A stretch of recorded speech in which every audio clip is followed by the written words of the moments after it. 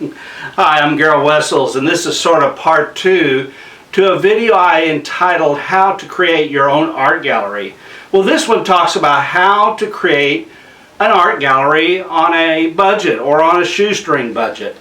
Well, some of you are going to say, well, why are you talking about art in the midst of a terrible virus pandemic?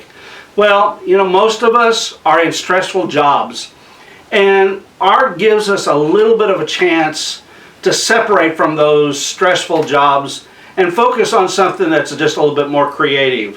For example, several years ago, I was on a business trip and I was traveling to Phoenix, Arizona. And while I was there, I saw that in the hallways they had done a black and white photo expose of the area that surrounded Phoenix. And so I thought, well, that'd be cool to have a little bit of display in my office of some of my ancestors, because I have some black and whites. For instance, this is my great-grandfather on an Indian motorcycle.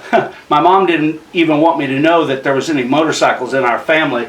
But this is my great-grandfather, Mr. Marlatt, S.N. Marlatt, on a motorcycle. This photo here is of the Wessels in harvest. This gentleman right here is Ada Wessels, my grandfather. And then I always enjoy this particular photo. I've got some that are better than this, but this particular one is a little bit out of focus, but it's of his submarine during World War I. Well, anyway, I don't know what your idea of art is. For me, I enjoy photography.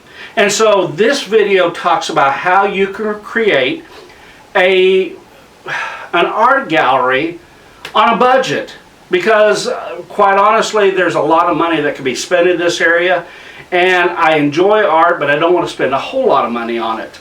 Let me give you 5 things that you might want to consider. The first thing is, when you're dealing with photography, there's a lot of cheap avenues, or should I say inexpensive avenues, to get great prints. They're all over on the internet. You may have already shot some yourself. Very close to that is number 2. You can take some of those with a cheap camera. I want to tell you a secret. My camera is a little bit more expensive, but my wife, when we were in Charleston, shot some of the Charleston photos that we used in our art gallery just outside my office here with her iPhone. And when you're producing a very small print, an iPhone does a wonderful job.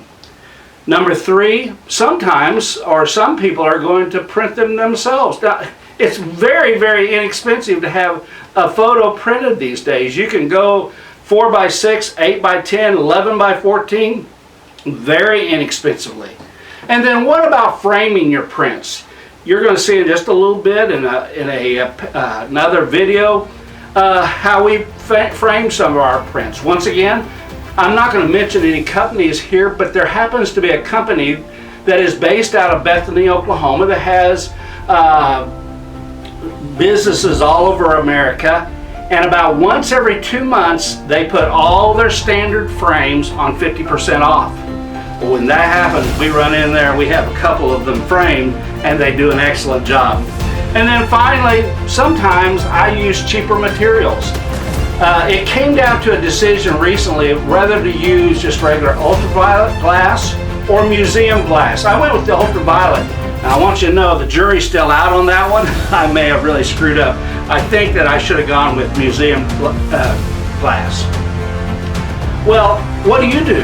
How do you create your art gallery? What is your creative touch on all this? Well, I believe that you probably have some great ideas, and if you will just list those at the bottom, I'm sure others would like to see what you're doing. Well, I'm Gerald Wessels. I'm the team leader with the Wessels Realty team. I help people buy, sell, invest in residential and commercial real estate, and I hope to help you someday.